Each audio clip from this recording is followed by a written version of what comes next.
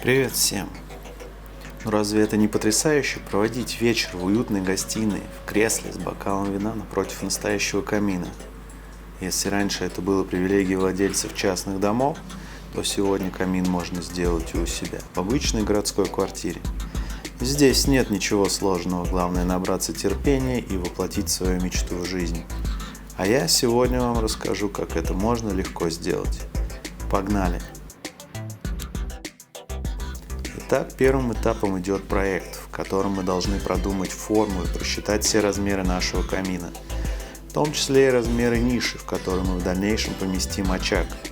При помощи карандаша и уровня наносим наш эскиз на стену.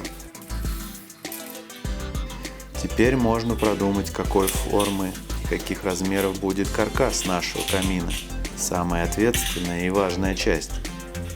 Делать каркас мы будем из металлических П-образных профилей для гипсокартона.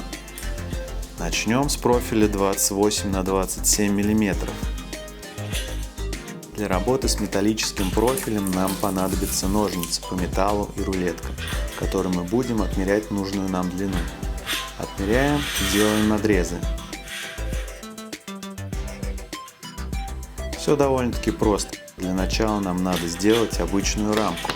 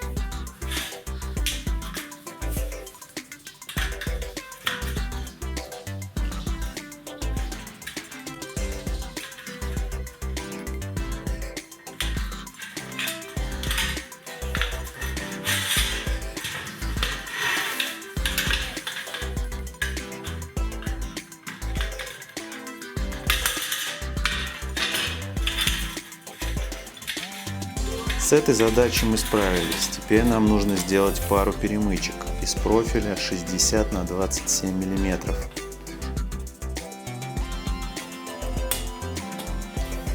Отрезаем нужный размер и устанавливаем в рамку.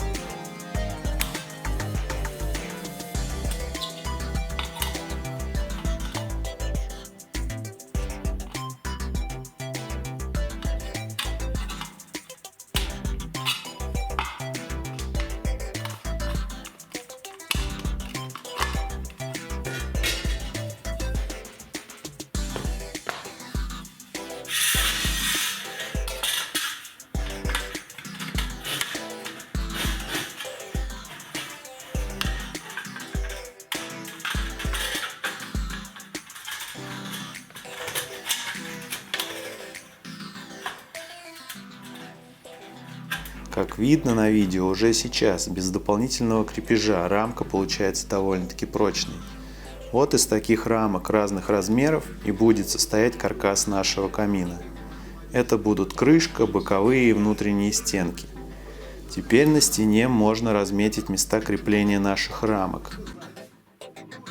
Крепиться наш камин будет только к стене, а в качестве основания на полу мы используем кусок фанеры толщиной 12 мм.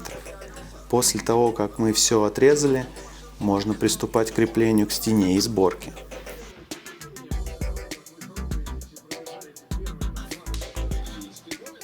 Крепим наши рамки при помощи дюбель-гвоздей, диаметр 6 мм и длиной 40 мм. Сверлим отверстие и забиваем дюбель-гвоздь.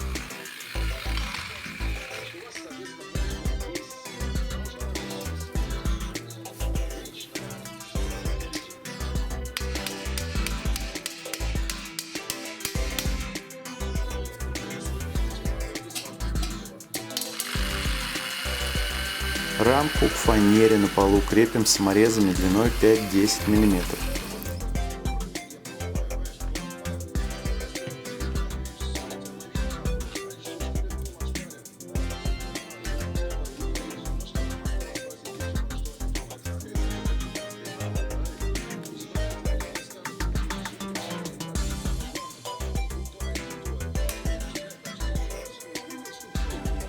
Пары саморезов, пары дюбель гвоздей будет вполне достаточно для надежного крепления.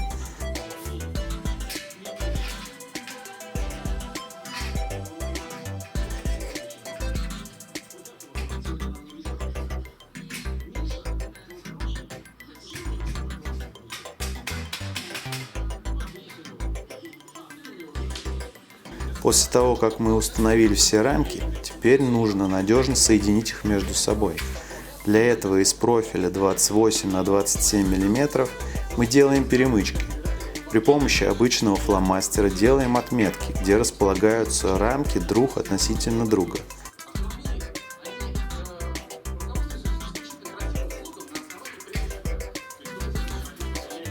Для начала отрезаем лишнюю длину. После делаем надрезы при помощи ножниц по металлу в местах, где отметили фломастером.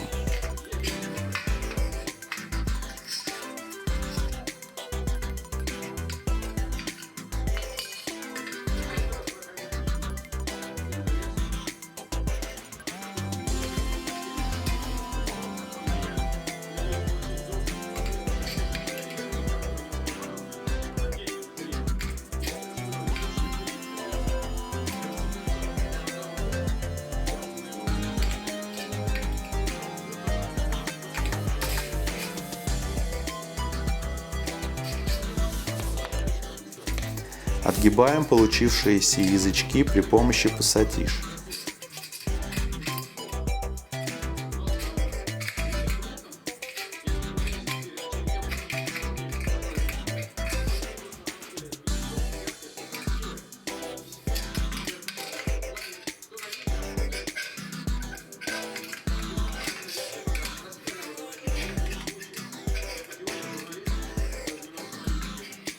Перемычка готова, можно устанавливать на место.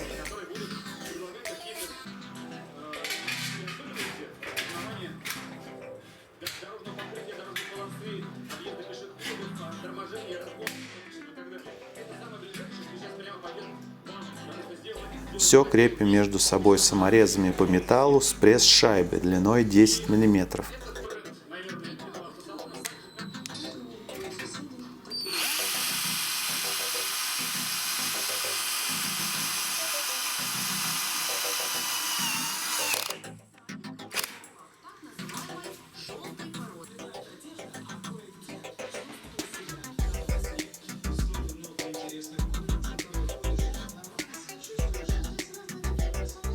Каркас из металлического профиля готов. Все элементы должны быть надежно соединены между собой. Это основа нашей конструкции. И если какая-то из рамок шатается, то лучше не пожалеть времени и сделать несколько дополнительных перемычек, чтобы все надежно закрепить. Ведь камин будет стоять на полу, и вибрация от наших шагов будет воздействовать на его стенки. Если каркас будет слабым, уже через несколько лет камин может покрыться трещинами. Но я думаю, нам этого не надо.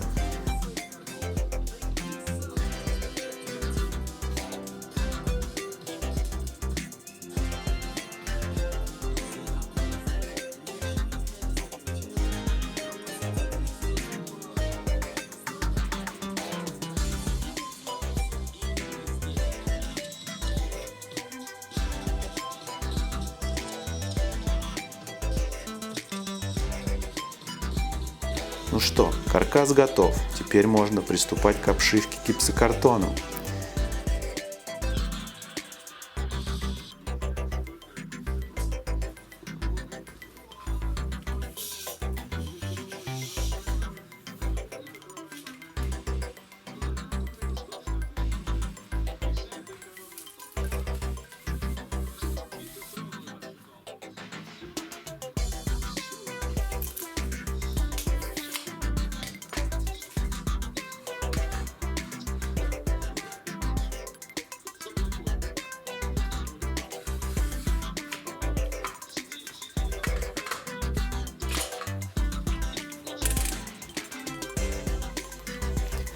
Резать гипсокартон довольно-таки легко, для чего обычным канцелярским ножом делаем надрез по разметке. Переворачиваем, и гипсокартон ломается в нужном месте, даже без дополнительного усилия. Надрезаем с другой стороны, и стенка готова. Можно крепить.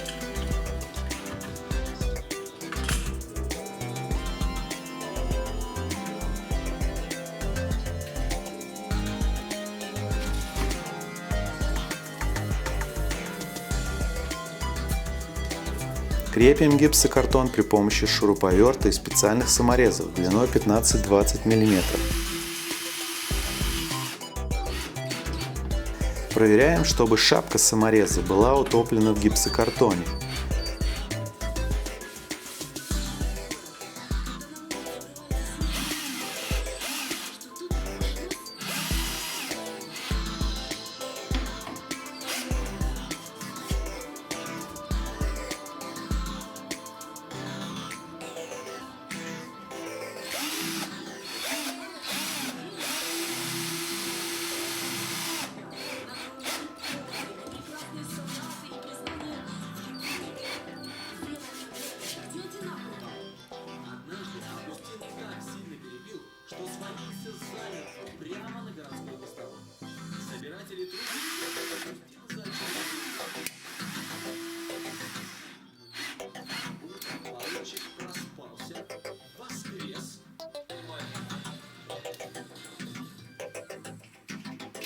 Если вдруг закрепить гипсокартон мешают саморезы в металлическом каркасе, то наносим карандаш на шляпки этих саморезов.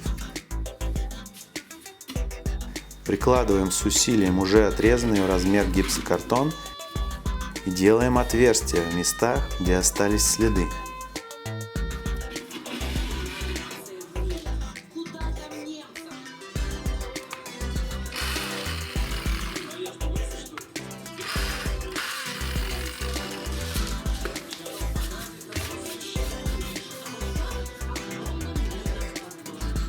Все, теперь гипсокартон надежно прилегает к каркасу, без зазоров.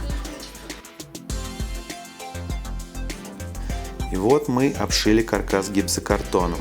Мы уже на полпути к завершению. Приступаем к отделочным работам. Для начала, чтобы предотвратить появление трещин, нам надо надежно заделать все стыки и углы гипсокартона.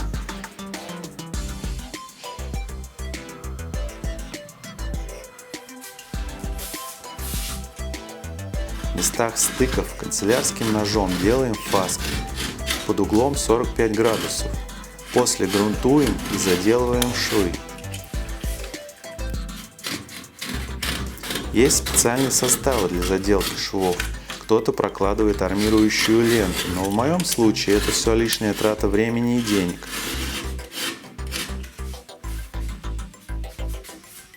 Шов я заделаю простой шпатлевкой, так как в этой части камин все равно будет отделан снаружи декоративной плиткой. Да, по опыту и шпатлевка отлично справляется с этой ролью.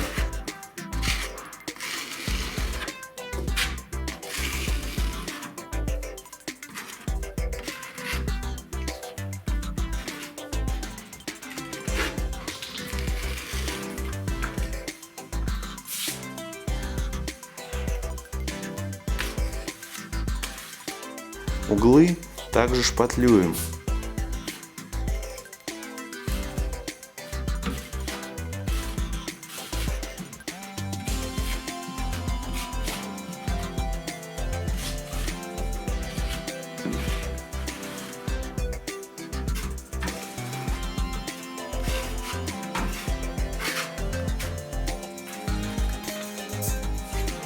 Прокладываем перфорированным металлическим уголком.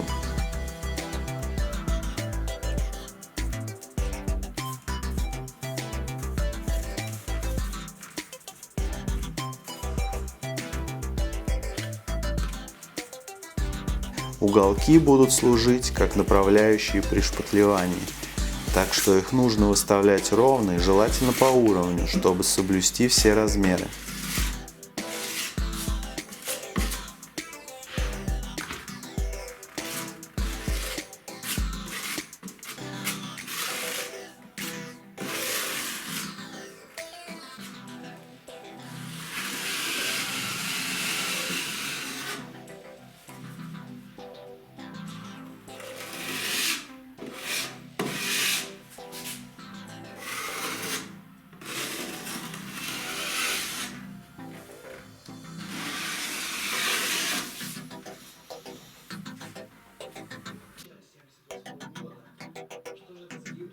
Все швы заделаны и уголки выставлены по уровню.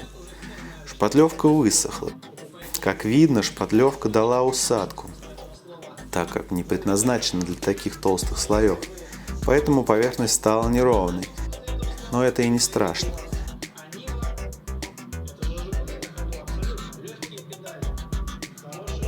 Теперь можно наносить финишный слой шпатлевки на верхнюю часть камина, предназначенную под покраску.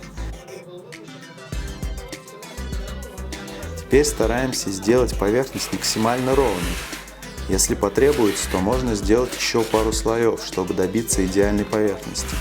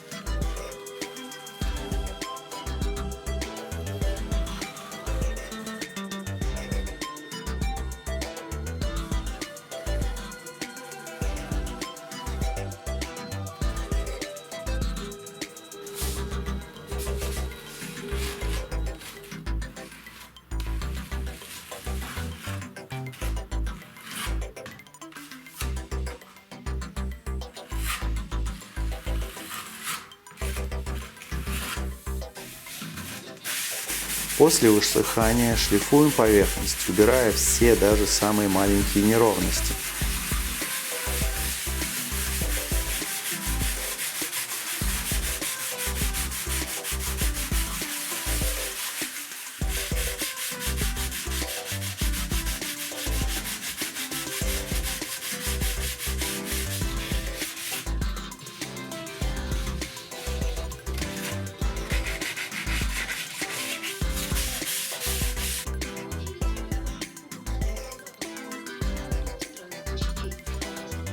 Проверяем все размеры. 22,4 см.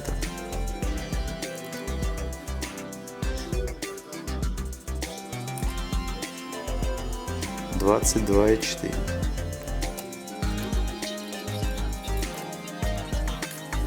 4,4 см.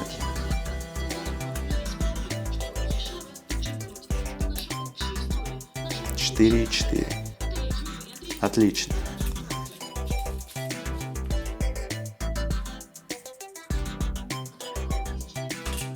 Теперь переходим к установке декоративного полиуретанового плинтуса. Ставим его на место и размечаем место отрезки.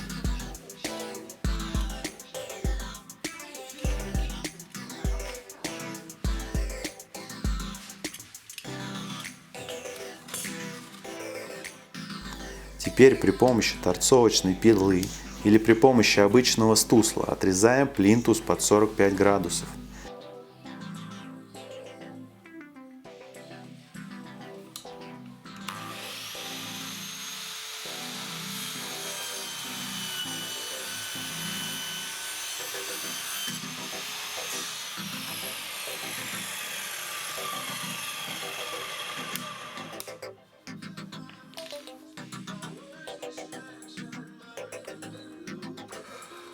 Наносим клей и устанавливаем на место.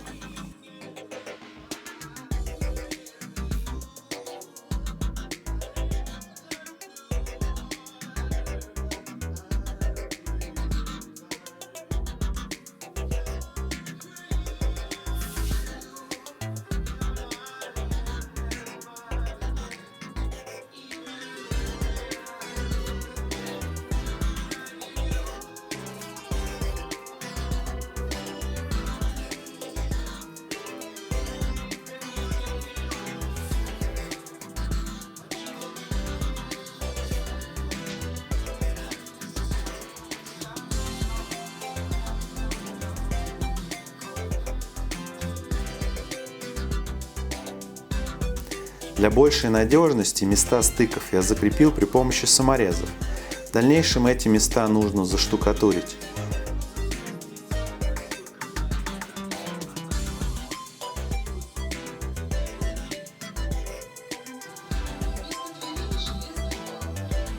Теперь верхнюю часть камина можно грунтовать и покрасить. Для наилучшего результата придется нанести 2-3 слоя краски.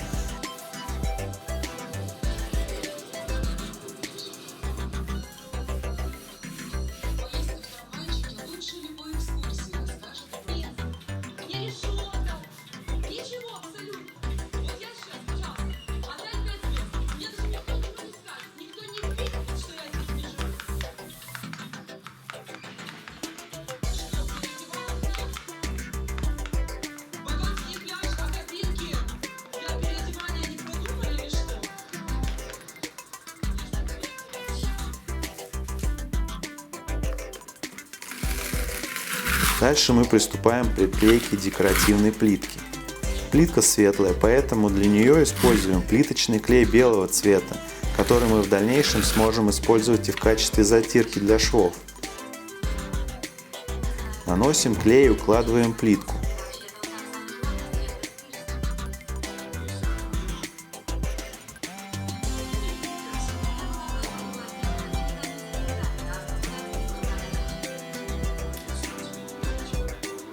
Зазор между плиткой выставляем при помощи крестиков.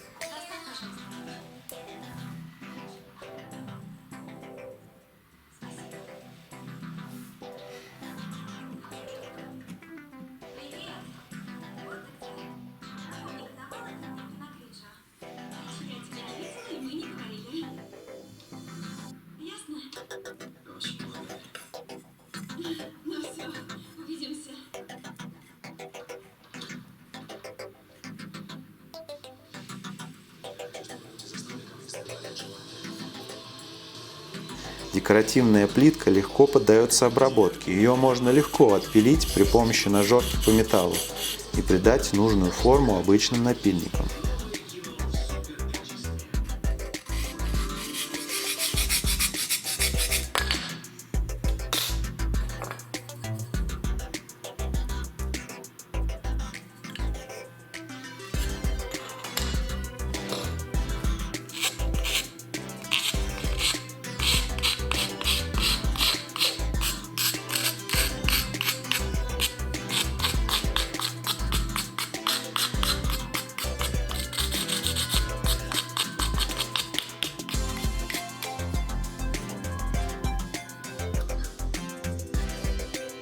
Те швы, что получились неровными, мы заполняем остатками плиточного клея. Для удобства работы можно приобрести специальный шприц или пистолет для затирки швов, а можно и по старинке отверткой.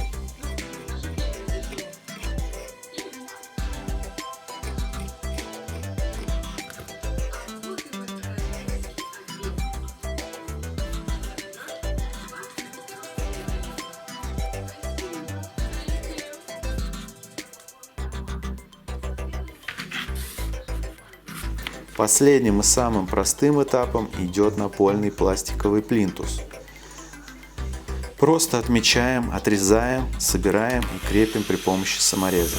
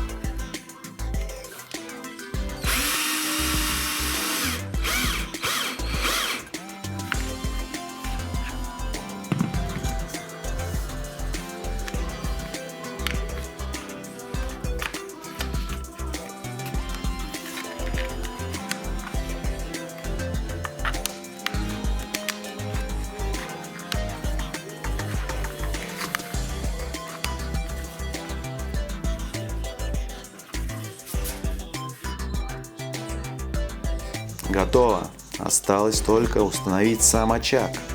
А видео о том, как установить очаг с эффектом живого огня, о правилах его использования и ухода вы сможете увидеть на нашем канале в ближайшее время. Так что обязательно подписывайтесь на наш канал и ставьте лайки. Спасибо за просмотр и до новых встреч!